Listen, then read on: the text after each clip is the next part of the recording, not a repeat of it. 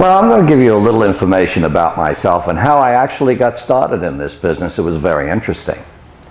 I always liked the hair industry. And so one day I was living in Manhattan in my very early 20s and decided to go to hairdressing school.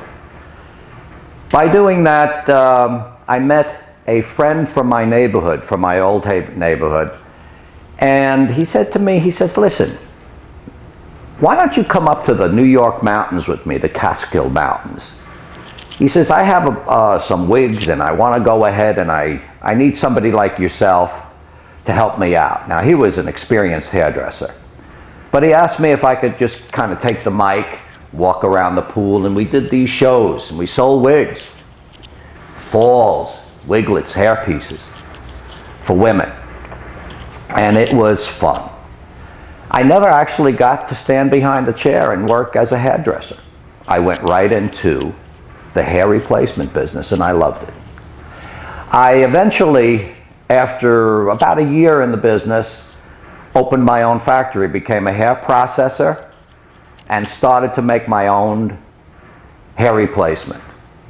Wigs, falls, wiglets. There were no imports at the time. Can you imagine that? Today everything is imported, but there were no imports at that time, so I would buy my raw hair, process it myself, and make it into hair pieces. It was great. It was a wonderful accomplishment, I felt.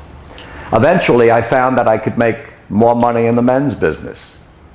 So I went in, got into the men's business, and was in the men's business in New York for 38 years with the same telephone number. Of course we did women also, but we did majority of men. So then I decided that I was going to move to Arizona. And I did. And I retired for 3 years. But because I felt that you guys needed me out there, every time I saw a woman with thin hair or a man with a balding head, I just felt that I needed to get back into it. So I did. And I opened up Donte's of New York.